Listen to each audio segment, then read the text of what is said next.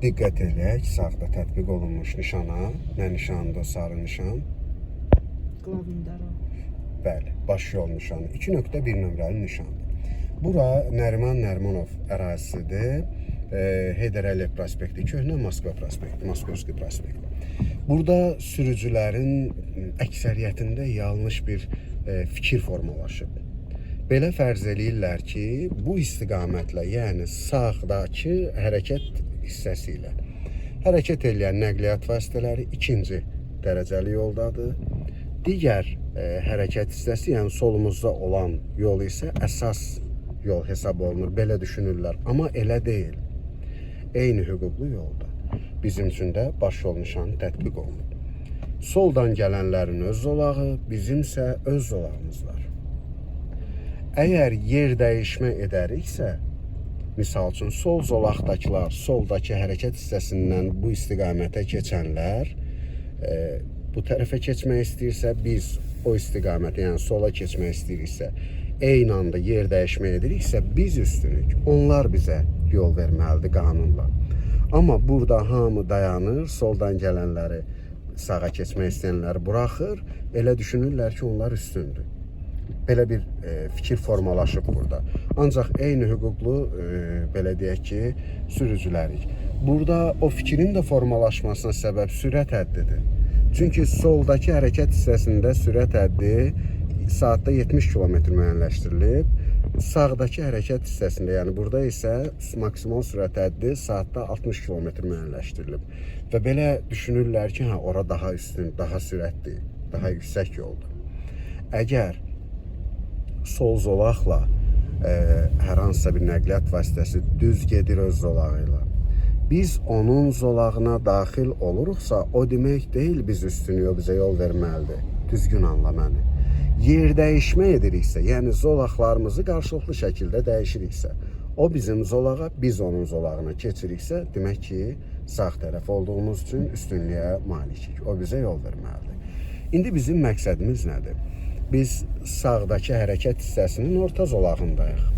Yekunda biz soldakı hərəkət hissəsinin sol zolağına keçib, daha sonra U dönüşü eləyərək geri qayıdacağıq. Bunun üçün nə edirik? Yenə də qarşıda sola dönmə siqnalımızı yandırırıq. Sərt şəkildə lazım deyil, maili şəkildə, qorxusuz, həyəcansız, yavaş-yavaş keçid eləyirik sol zolağa. İndidən sola keçək. Yox, hələ ki keçmə.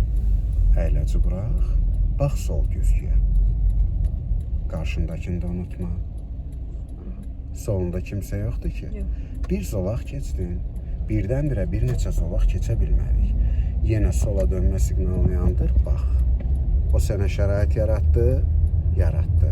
Və o da bizim zolağa keçir, görsən, sağ dönmə siqnalı yanırdı. Bir zolaqda keçdik. İndi buyur, bir zolaqda keç. Amma sürəti artıraraq. Artır qızım. Kimsə yoxdur ki. Bir zolaqda keç. Artır sürəti. Vəssalam. İndi sürəti nisbətən azalt, amma məqsəd dayanmaq deyil. Bura çətin, bu çətin tapşırıqlardandır. Buyur, sola dönürük. Əlini düzgün işlət. Sağdakı, bax, yol ver nişanı səni çaşdırmasın. Var, yol verməliyik, ancaq burada yox. Çevirdik sükanı, artır sürəti qızım, sağa yandır və bax, kimsə yoxdur ki. Artır sürəti, artır. Bir zolaqda sağa keçid elə. Sürətlənmək üçün verdiyin qaz az olduğu üçün keçə bilmirsən. İndi qazını əlavə götür. Söndür dönmə siqnalını və bu zolaqla da davam et. Aydın oldu.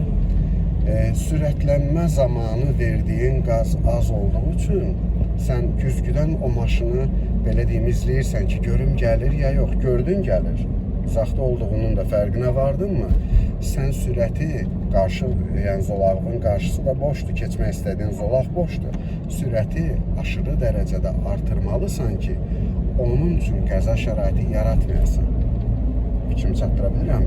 Amma qaz verməkdən qorxun var deyə sən tərəddüd eləyirsən, ona kimi də o gəlir, çatır sənə. Bu yol hansı şəkildə hərəkət etməli olduğumuzu sənə izah elədim. Yadında qaldımı? Bir dəfə ilə sən bunu mükəmməl şəkildə yerinə yetirməyi, belə deyim, formalaşdıra bilməzsən. Bir neçə dəfə təkrarladıqdan sonra bu vərdişlər tam olaraq formalaşacaq. Hələ ki, orta zolaqla davam edirik. Sağ tərəfdə gördüyün kimi baş yol nişanı var. Yəni, burada da biz baş yoldayıq. Sağdan bizim yola çıxan nəqliyyat vasitələri bizə yol verərək bizim yola daxil olmalıdır.